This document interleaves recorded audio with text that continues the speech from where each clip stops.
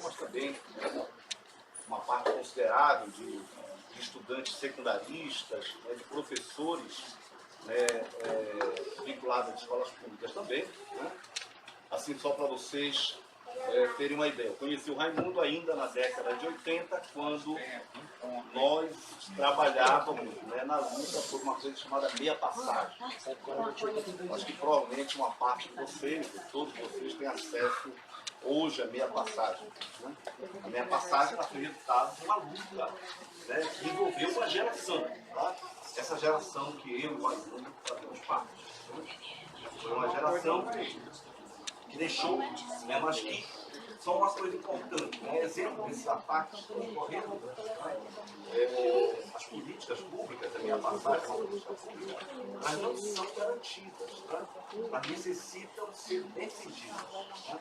Vê aí, a partir daí eu começo a entrar um pouco nesse debate do que é a Previdência. Tá? Primeiro, olha só, né, vocês têm aí em média algo em torno de 16, 17 anos, entendeu? Tá? Muitos de vocês devem estar dizendo, olha, isso Previdência, né, se aposentar, parece uma coisa, né, muito longe, né, muito distante. Né? Isso é somente aparência. Tá? O tempo, na verdade, ele tem um grande problema para a gente. Né? O tempo ele é alguma coisa que, como diz um poeta, né, o Caetano Veloso, o tempo ele é alguma coisa que acaba nos aprisionando e acaba mais ou menos mexendo com a cabeça de todos nós. E a gente acaba achando que o tempo não passa, né? Principalmente nessa idade. Né? A nossa perspectiva, né, assim, quando eu saí da verdade de vocês, então a gente está falando aqui a partir de um local que é o local de conhecimento, né? Parece que o tempo não passa e tudo parece alguma coisa a ser adiada. Né? Entretanto, o tempo passa. Né? E a questão da aposentadoria ou a questão da previdência, ela não é uma questão vinculada a um problema de tempo. É um problema vinculado à solidariedade entre as pessoas. Então, olha só, hoje tu tens pessoas de algo em torno de 60 anos, 65, 70 anos, que estão aposentadas. Essas pessoas somente se aposentam e elas somente garantem aquela renda determinada, né, uma renda relativamente baixa. Então, uma renda relativamente, inclusive, relativamente pequena, em torno de um salário mínimo, 2 salários mínimos, né? Se uma outra geração, quer dizer, a geração mais nova, garantir com que haja uma continuidade de pagamentos permanentes para que essa geração idosa, hoje idosa, tenha aposentadoria. Então, nesse sentido, o que nós estamos falando aqui é que o processo de reforma previdenciária, ela tem um grande problema. Qual é o grande problema? É que ela quebra a solidariedade entre gerações. Então, há uma relação muito forte entre vocês que ainda estão entrando no mercado de trabalho, ou que vão entrar no mercado de trabalho. Né? O mercado de trabalho é aquele espaço onde, centralmente, a partir de um certo momento, tu deixas de propriamente somente estudar, pode ser que tu continue ainda estudando, né, fazendo curso superior e tal, mas tu deixa de propriamente somente estudar e tu passas a, de algum modo, garantir uma determinada renda para a tua família, né, para o conjunto de pessoas que convivem contigo e para ti mesmo. Né? Isso é o mercado de trabalho. Esse mercado de trabalho presente é o que possibilita com que, mediante o processo de solidariedade, aquelas pessoas mais velhas, mais idosas, né, tenham uma determinada renda. Né? Isso a gente chama de regime geral de previdência social. Esse regime geral de previdência social, né, o RGPS, ele basicamente é o que pega algo como 80% da população brasileira hoje. Existem 2 regimes. O regime geral de previdência social e o chamado regime próprio dos servidores públicos. esse regime próprio, o RPPS, o regime próprio dos servidores públicos, é um regime muito limitado. Por quê? Por conta de que os servidores públicos, eles são um grupo relativamente limitado na sociedade. Alguma coisa, né, com 20%, 25%. Né? O restante é o RGPS, o Regime Geral de Previdência Social. Né? Então, o que acontece?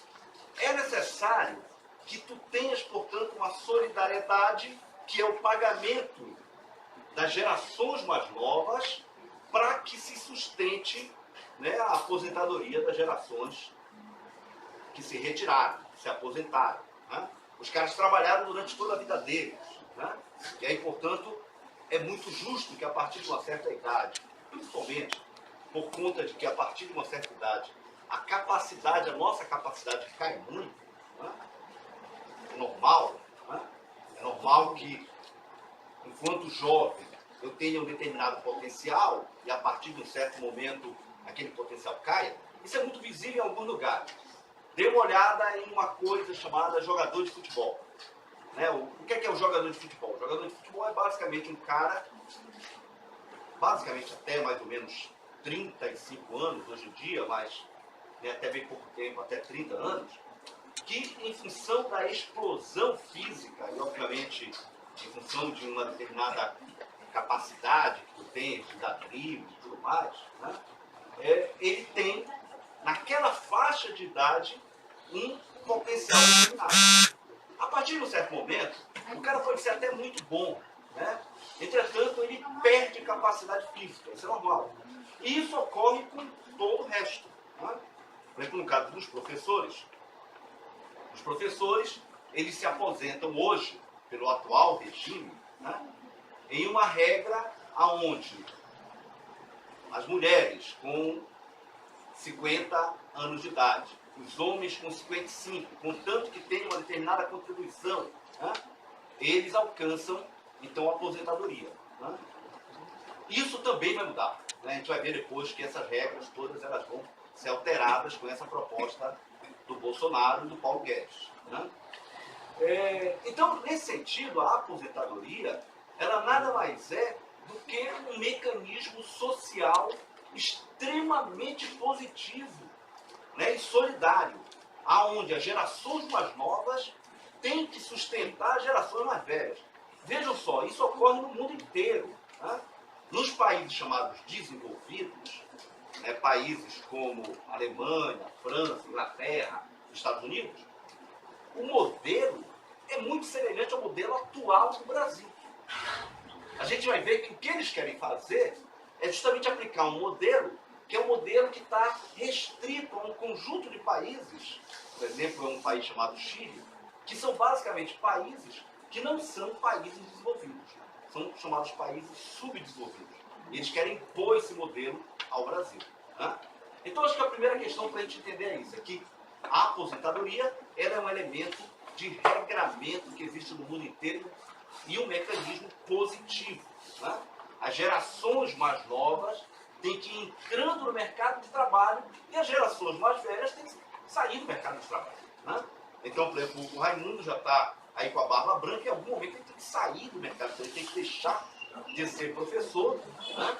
Pode fazer outra coisa qualquer, né? Eu também e tal, né? E outras gerações têm que ir ocupando esse espaço. Isso é, inclusive, alguma coisa necessária, tá?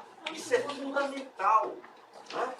Imaginem vocês chegarem daqui a 20 anos e o Raimundo ainda está aqui de bengala tendo que dar aula. Isso, além de ser muito maligno para o Raimundo, né?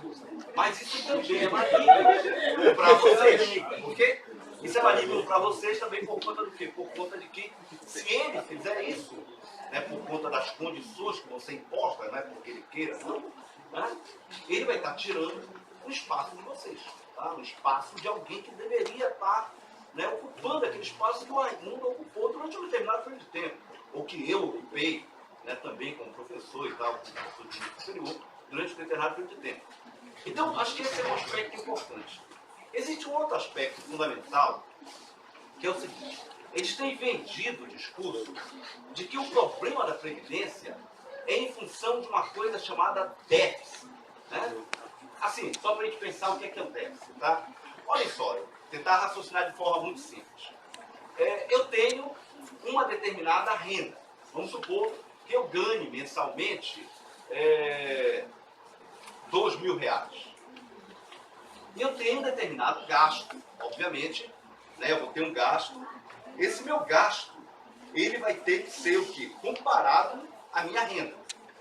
Né? Isso a gente chama de contabilidade. Tá?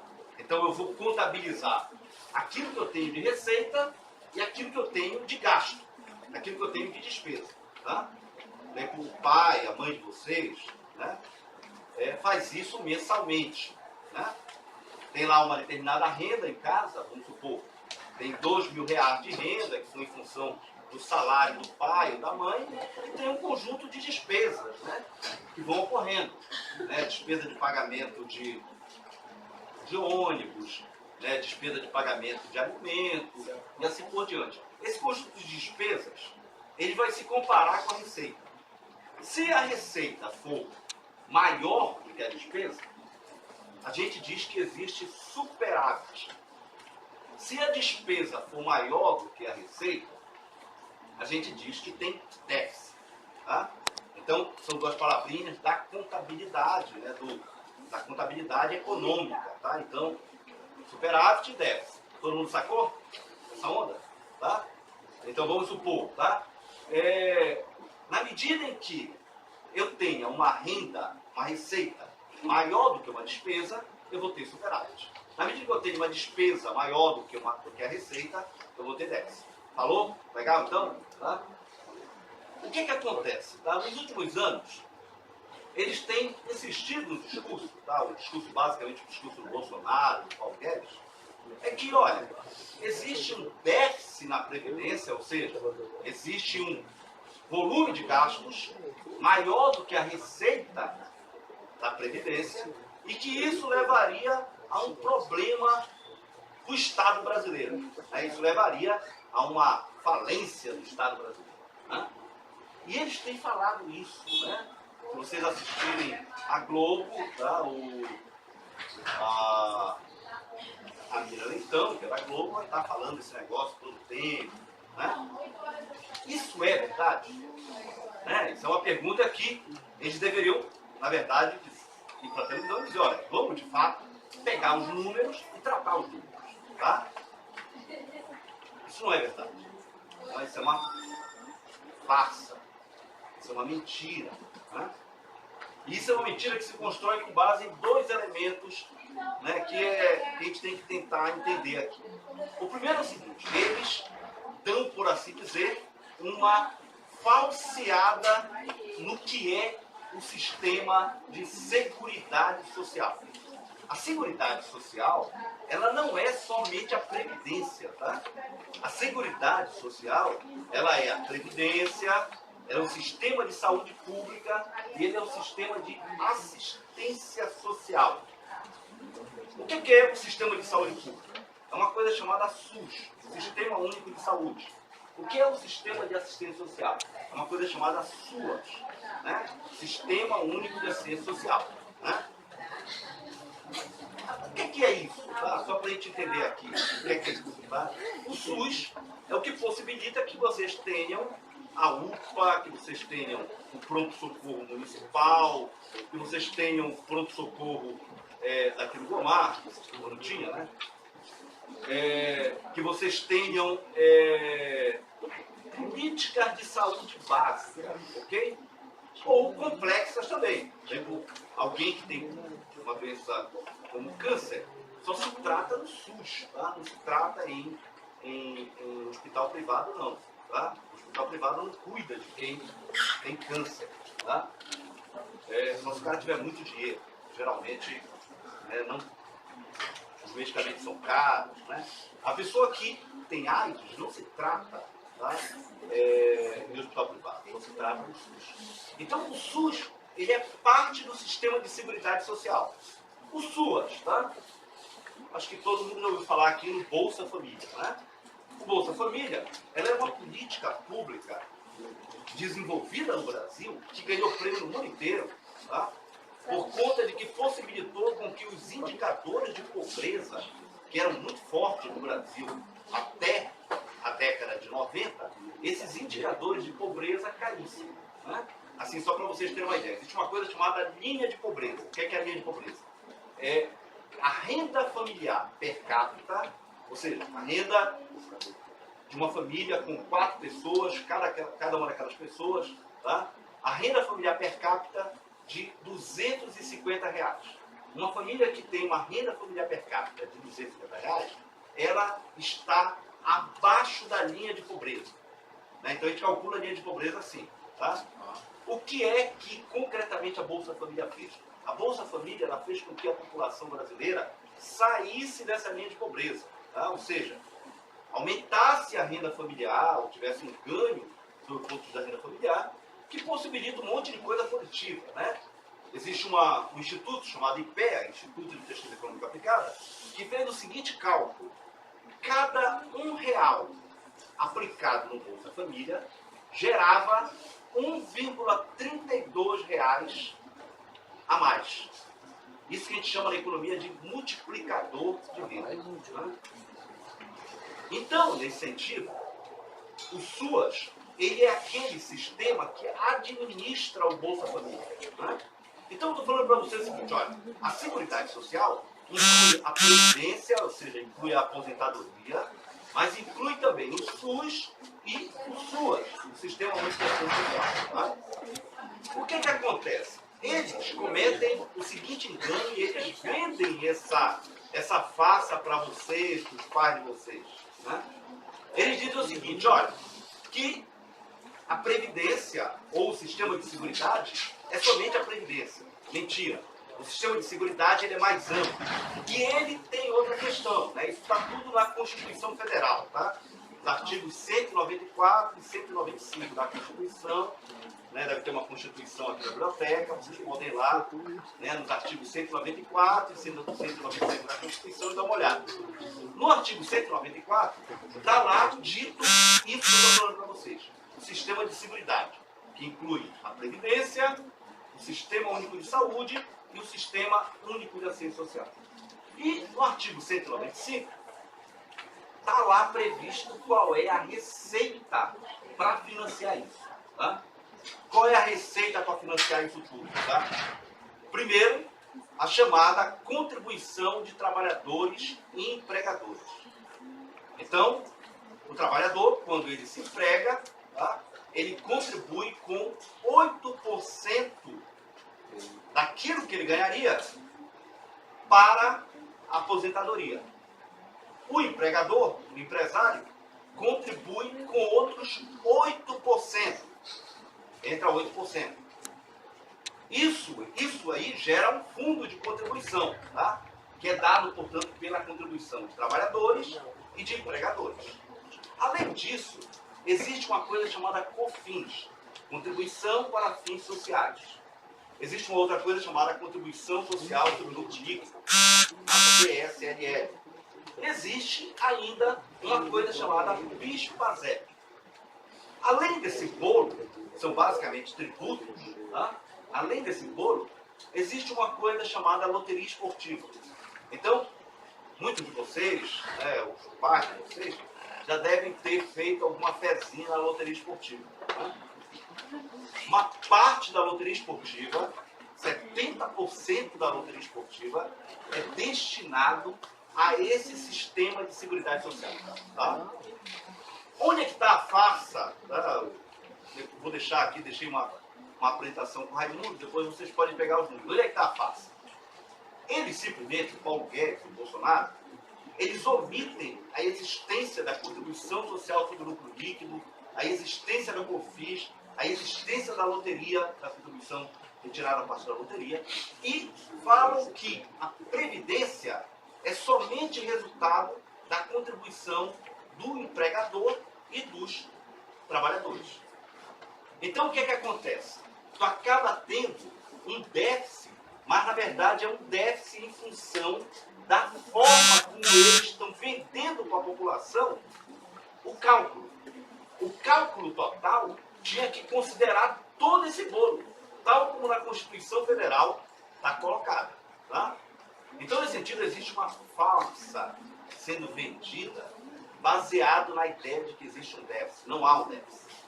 Vejam vocês, mesmo considerando somente esse ponto, tá? O ponto referente à contribuição de trabalhadores e empregadores, até 2015 não havia déficit.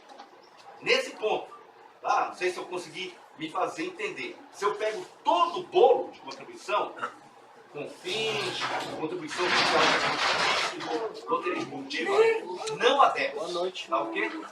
Boa noite, Se eu pego somente essa parte, somente a contribuição de empregados e empregadores, eu vou ter déficit. Mas detalhe, somente a partir de 2015. O sistema de seguridade social, ele existe desde 1988. Então, assim, só para a gente, né, já ir afunilando, para depois vocês perguntarem, para não ficar cansativo da minha exposição, se eu pegar o ano, desde o ano de 1988 até o ano de 2015, e acumular o chamado superávit, todo mundo sacou aqui o que é o superávit, né? Quando as receitas extrapolam as despesas. Então, desde 1988 até 2015, tu tiveste superávit. Esses valores acumulados dão algo em torno de 1 trilhão e 200 bilhões de reais. Valor de superávit acumulado. Se eu tivesse pego todo esse bolo e colocado numa poupança, provavelmente os déficits dos anos de 2015, 2016, 2017, 2018 teriam sido sanados pelos ganhos que tu tiveste durante esse período. Né? Existe uma outra coisa importante, já para a gente ir chegando ao fim. Tá? Só há esse problema de empregadores e empregados, né, ter uma contribuição menor em função de que tu tens uma crise econômica instalada no país. Na medida que tu consigas vencer essa crise econômica, né, como ocorreu durante todos os anos 2000, o que aconteceu durante os anos 2000? Durante os anos 2000, a economia brasileira cresceu a uma taxa em torno de 3,5%. Ou seja, todo ano, o chamado Produto Interno Bruto do país, ou seja, o conjunto das riquezas que o país produz, cresceu a cada ano 3,5%. Se tivesse taxas médias de crescimento ao longo dos anos 2000, em torno de 3,5%. Teve até um ano, né, o ano de 2010, que a taxa de crescimento foi próxima a 8%. Foi de 7,6%. Tá? Foi uma taxa, né, muito alta. Né? Entretanto, durante o período dos anos 2000, a taxa de crescimento média foi em torno disso. Né? Isso possibilitou com que a Previdência fosse sempre superavitária. Né? Então, o que eu estou falando para vocês é o seguinte, é que existe uma farsa quando fala que existe déficit. Não há déficit. O que há é um formato de cálculo que eles estão vendendo para a população que está iludindo a população em torno disso. Segundo, não é a Previdência o grande problema do Estado brasileiro. Tá? Quando a gente pega o que o Estado brasileiro gasta, como se fosse uma pizza, tá? Todo mundo saca uma pizza, né? Uma pizza eu posso dividir essa pizza em vários pedaços, tá certo? Quando eu divido essa pizza em vários pedaços, eu vou ver o seguinte, que a Previdência, o que é destinado para a Previdência, é somente 7,5% dessa pizza. Né? A pizza tem 100%, ok? Então, 7,5% dessa pizza é a Previdência. Entretanto, 22% dessa pizza é pagamento de uma coisa chamada dívida pública. Pagamento de juros, tá? Da dívida pública. Então, nesse sentido, o que está sobrecarregando o Estado brasileiro é o pagamento de juros da dívida pública. E quem é que ganha com os juros da dívida pública? Alguém aqui sabe dizer? Os bancos, né? São os bancos que são os grandes ganhadores dessa farsa que eles estão montando. Então eles montaram uma farsa, quem ganha são os bancos, e eles querem retirar dos ricos. Não, eles não querem retirar dos ricos. Vocês vão ler a cartilha. O que que acontece? Da onde é que vai ser retirado o que eles querem poupar? É 1 trilhão, né? Dê uma olhada lá nos discursos desse cara, desse Paulo Guedes, que na verdade é um banqueiro. O Paulo Guedes, ele é acionista, o ministro do Bolsonaro, ele é acionista de um banco chamado BG Pactual. Ele é um banco, né? O BG Pactual é um banco, tá? Como outros, como o Bradesco, como, né, o Itaú e tudo mais. E o Paulo Guedes é acionista desse BG Pactual, né? Então, eles querem retirar, na verdade, da onde?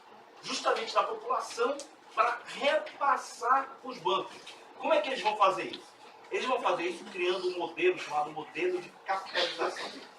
O que é esse modelo de capitalização? Eu já tentei explicar para vocês aqui que o modelo que a maior parte de nós se aplica é um modelo chamado Regime Geral de Previdência Social. Então, esse regime geral, tá, entra 3 partes contribuindo. Entra o Raimundo, né, o trabalhador, contribuindo, entra o empresário contribuindo e entra o Estado contribuindo. Então, nesse sentido, é um modelo de solidariedade, um modelo tripartite. Okay? O que eles querem fazer? Eles querem acabar com esse modelo de solidariedade, esse modelo tripartite, e criar um modelo que a gente chama de modelo, que eles chamam de modelo de capitalização.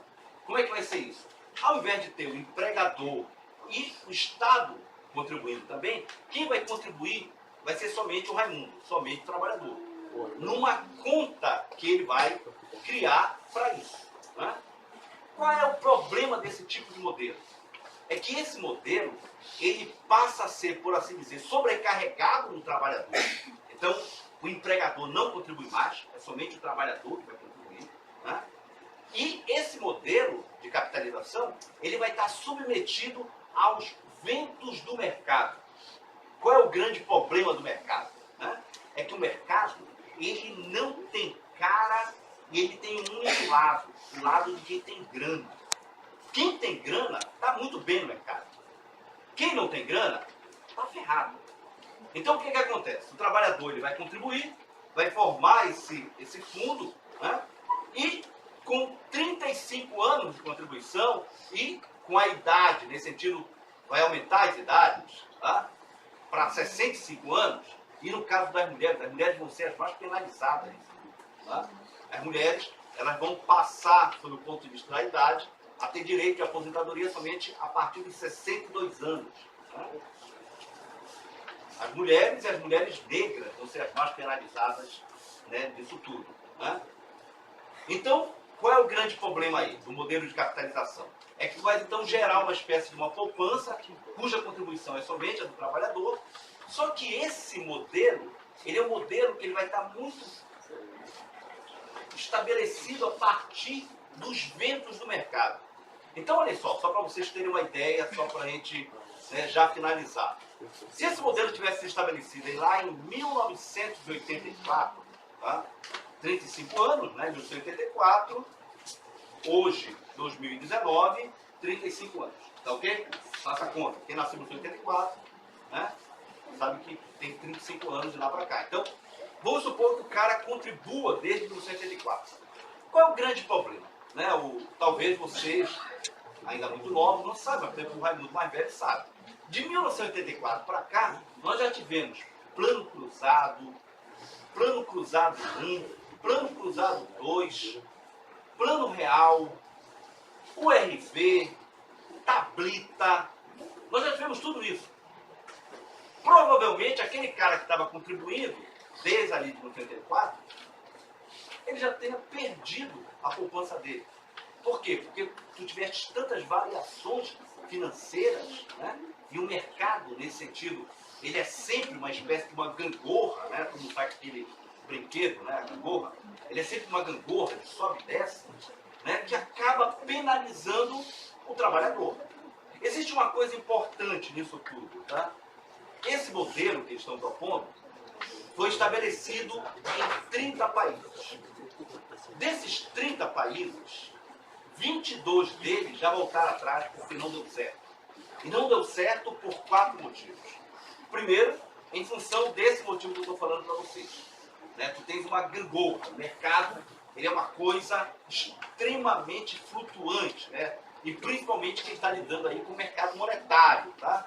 O mercado monetário, na medida em que o trabalhador vai estar lá contribuindo mensalmente com o valor, né? Para formar essa poupança que seria a sua aposentadoria. Né? Nós já vimos, né? Eu tentei de algum modo transmitir para vocês, que isso rompe com um elemento de solidariedade na medida que o empregador não entra mais com nenhuma contribuição, o Estado não entra mais com nenhuma contribuição. Tá ok? Só para a gente guardar a lógica toda. Né? Então o que acontece? O primeiro motivo é que o trabalhador está trabalhando, né? Ele usa, na verdade, boa parte da vida dele para estar lá, né? No labor diário. Ele não tem, né? Ele não tem nem tempo, nem condições de ficar fazendo monitoramento de mercado. Tá? Olha só, no meu caso, tá? Eu fiz doutorado fora daqui, do estado, né? Eu conheço mais ou menos, tá? Essa história de números e tudo mais. Mesmo no meu caso, não seria fácil eu fazer monitoramento disso. Tá? Num determinado momento, simplesmente a gente perde o controle, tá, dos números, sob o ponto de vista das contribuições. Tá certo? Esse é um problema. Um segundo problema é o problema de como quem administra essas poupanças. Tá? Quem são que administram essas poupanças? São os bancos. Né? Como é que os banqueiros pensam? Os banqueiros pensam em torno do quê? Em torno do bolso deles. Tá? Isso é muito fácil de ver. Olhem só, o pai de vocês, ou vocês, podem abrir uma conta corrente no banco. Quando abre essa conta corrente, o salário, né, do pai de vocês vai estar todo o tempo sendo depositado ali naquela conta corrente. Os bancos, eles pagam alguma coisa quando, vamos supor, o pai de vocês não saca o salário no mesmo dia em que saiu? Não paga nada. Tá? Não paga nada. Entretanto, vamos supor que se o pai de vocês faz um empréstimo no banco, o que vai acontecer? Desconta no salário dele. Vai pagar uns juros danados. Né? Os juros que tu paga aqui no Brasil é o maior juro do mundo. Tá? Então o que acontece? Os bancos, eles basicamente veem os interesses deles. Né? Existe um terceiro problema nisso tudo, tá? Que é o problema de qual é o valor da aposentadoria que tu vai obter quando tu te aposentar. Né? Por exemplo, hoje, no regime atual, que é o regime de solidariedade, de partite, tá? Tu tens um teto chamado regime geral de previdência. É um valor de R$ 5.830. Então, quem tiver no RGPS, tá? Vai receber até 80%, na verdade dá 82%, né, dos valores que ele contribuiu ao longo da vida útil dele, tá? Até o teto de R$ 5.830. O que acontece por esse novo regime? Tá? Tu só vais receber até o teto de 60% das tuas contribuições ou o salário mínimo. É por isso que no Chile, o que aconteceu no Chile? Tá? Que é o exemplo que esses caras gostam de usar. Tá? A população idosa se empobreceu. Tá? E isso criou alguns problemas muito sérios no Chile. Né? Para vocês terem uma ideia, a taxa de suicídio entre pessoas com mais de 60 anos no Chile é a maior taxa de suicídio na América Latina. É uma taxa de suicídio em torno de 22%. Uma taxa muito alta. Né? Muito alta. Tá? Por quê? Por conta de que o cara tinha uma determinada renda, quando ele se aposentou, o que acontece? A renda dele despencou, caiu. Né? E não dava para manter, obviamente, né, o que ele tinha até então. Né? E existe ainda um outro problema que está ocorrendo no Chile, que é o quê? É que, como eu falei para vocês, isso é uma espécie de uma poupança. Em algum momento, em função da crise econômica, simplesmente o fundo secou. Acabou o fundo. Né? E o cara ficou o quê? Ficou sem tempo. É por isso que a população idosa chilena Pô, tá atrapalhando o cara. Eu já estou encerrando, sabe? Então a população idosa chilena empobreceu demais, tá? E inclusive, tá? Tem esse problema do suicídio e tudo mais. Tá? Então, olha só, assim só em termos sintéticos, para concluir, tá? Ao meu ver, a proposta que está colocada em questão, ela é uma proposta extremamente ruim, sob o ponto de vista econômico. Ela não resolve os problemas do país, não, tá?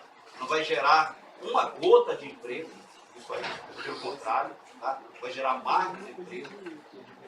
Sob o ponto de vista social, vai aumentar as taxas de pobreza no país. Então, nesse sentido, vai empobrecer mais ainda a população brasileira, que já é uma população, em média, de baixa renda. Né? Terceiro, é um mecanismo que quebra condições de solidariedade social. Tá? Essa discussão da solidariedade é muito importante, tá?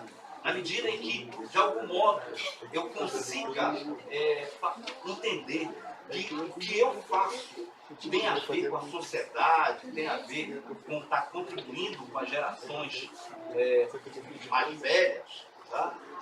Esse elemento de solidariedade ele é extremamente importante. Do quebrar os mecanismos de solidariedade acaba gerando uma coisa extremamente ruim, que é um grau de egoísmo e de cada um por si, né? Como eles gostam de lembrar, Deus por todos, tá? Que é o pior dos mundos. Tá? É o pior dos mundos. Tá? Tinha um cara lá no século XVII, chamado Thomas Hobbes, que ele denominava esse tipo de sociedade de a sociedade do lobo, né? Ou seja, o homem é o lobo do próprio homem. Tá? Então, o que vale é o quê? A partir dessa lógica, tá? É a lógica de eu me dar bem. Né? Qual é o grande problema nisso? É que, na medida em que essa perspectiva se torna uma perspectiva onde cada um queira se dar bem, o que tu gera, na verdade, é uma sociedade extremamente ruim. Né? Ruim de se viver. Né?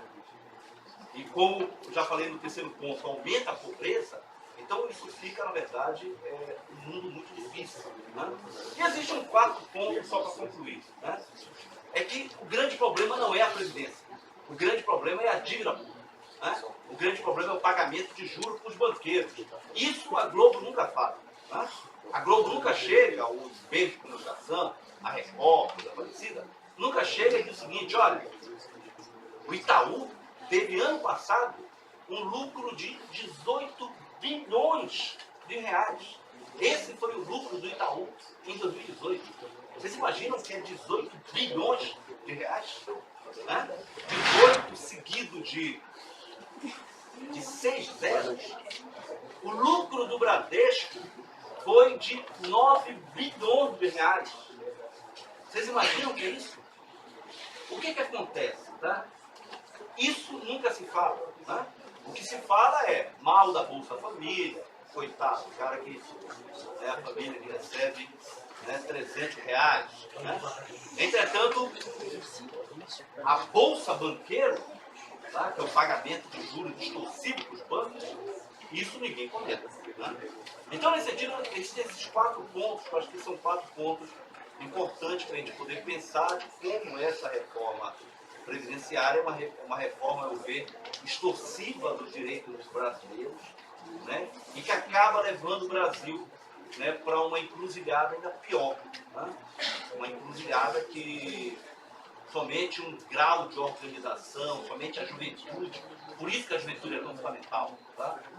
A juventude ela tem que compreender que o que está sendo feito no Brasil nesse momento vai basicamente prejudicá-la quando ela estiver lá na frente. Como eu falei para vocês, em algum momento a nossa juventude acaba. Tá? Em algum momento a gente deixa de ter 17, 18 anos e passa a ter 50 anos, 55, 60 anos. Né? E na medida em que o que está sendo feito agora vai impactar justamente a geração de vocês, obviamente vai impactar a gente, tá? Mas vai impactar muito a geração de vocês, é fundamental que a juventude, de algum modo, entenda né, que não é acabando com a universidade pública, não é acabando com a previdência pública, não é acabando com direitos básicos, que a gente vai conseguir equacionar o problema do país. Pelo contrário, né, acabar com a universidade pública, acabar com a educação pública, por conta de que o projeto agora é acabar com a universidade pública. Entretanto, eles já falaram, né, que o próximo momento é para acabar com as chamadas transferências da União para os Estados. Um dos bolos de transferência de recursos da União para os Estados, mas a emenda constitucional já está lá no Congresso, né, é uma coisa chamada Fundeb, Fundo da Educação Básica. Né? Então, o Fundo da Educação Básica é o que mantém a escola de vocês. Né? Ele já existe uma proposta no Congresso, tá, chamada emenda constitucional, a emenda constitucional número 97, está no Congresso, que propõe o quê? Que propõe acabar com as chamadas vinculações obrigatórias. Tá?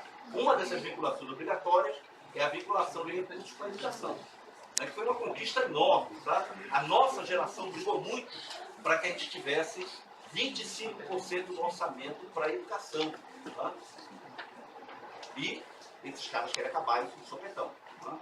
Então, foi legal estar aqui com vocês, estar conversando. Eu sei que alguns termos são muito técnicos, muito chatos, tá? Mas é mais ou menos isso. Tá? Eu agradeço a ordem. Obrigado.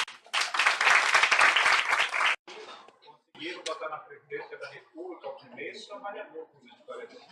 Os velhos aqui. Calma. Jovens, pergunta aqui. Eu estava brincando com a mãe.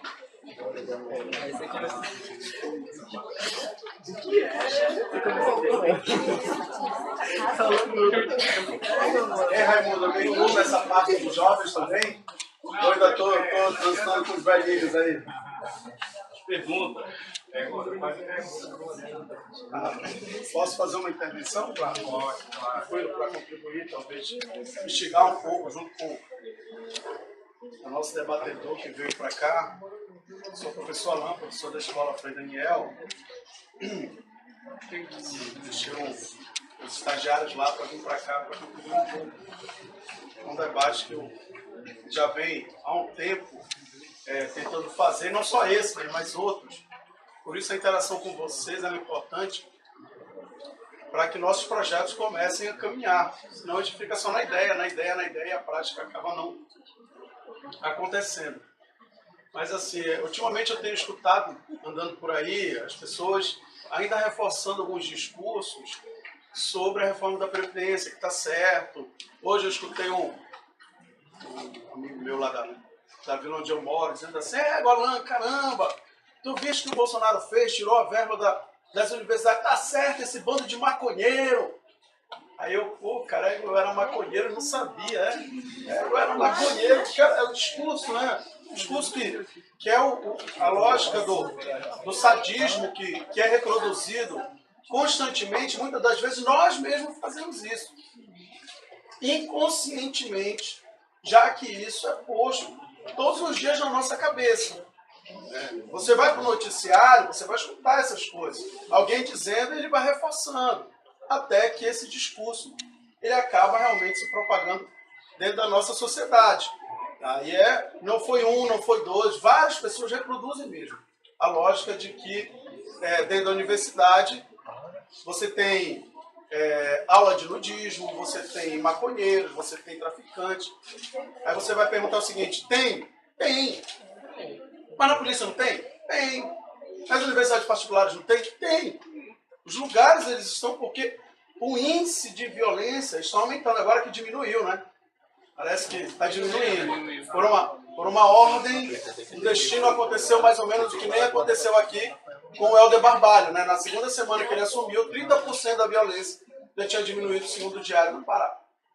Então, assim, mas é uma coisa bacana de nós pensarmos e discutirmos, porque nós somos dentro de uma lógica democrática. E para vocês entenderem, pessoal, a imprensa, ela não é democrática. Entendam isso.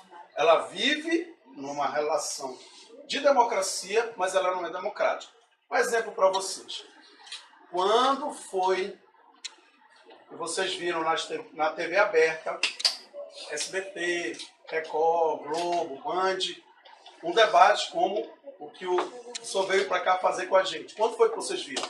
Já viram um discurso contrário à Previdência na imprensa? Fora a cultura, que agora até a cultura está sendo também cortada de fazer esse debate. Alguém viu uma posição contrária na televisão? Não, né? Não tem, pessoal, não tem.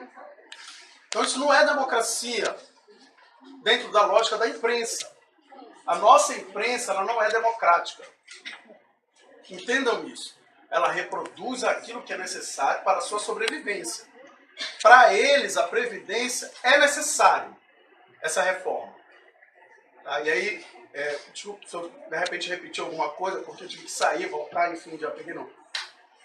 Mas por que é necessário? Pela dívida que vários empregadores têm, né, com o INSS, de não repassar a verba que deveria ser. Isso é um roubo. Para falar a verdade, eles roubam a gente. Né? Então, 8% do trabalhador, ele é compulsório. Tu não decide se tu queres ou não contribuir. O cara, ele é obrigado a recolher. Então, ele recolhe de ti. Você vai lá ver o contra-cheque no final, está lá recolhido. Mas ele não repassa. Isso é roubo. E o que eles querem fazer? Transmitir para nós, trabalhadores, além de nós pagarmos isso, pagarmos a dívida dos 8% dos caras. Eles não repassam mais do que eles não pagam da gente. E quando é que nós vemos isso na imprensa? Alguém tendo a oportunidade de fazer essa discussão? Não tem.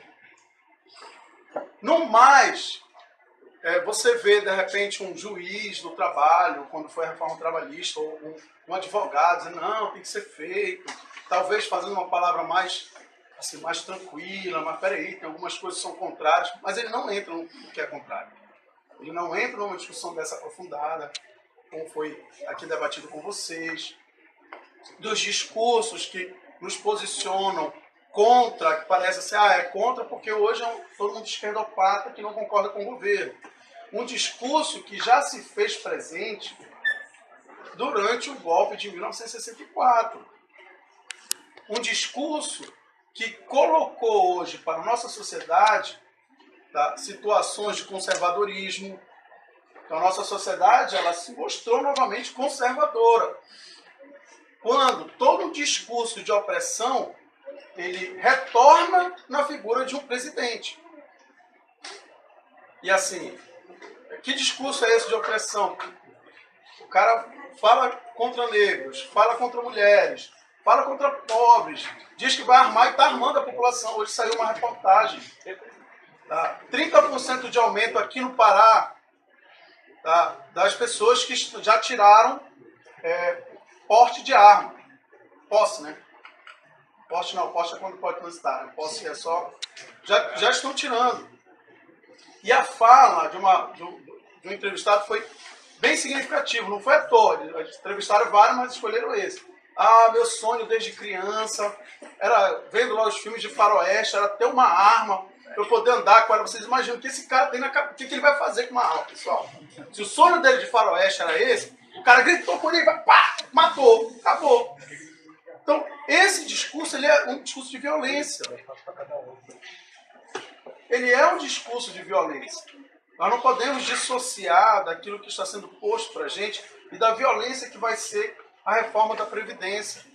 E não é só por uma questão de idade, isso é muito claro.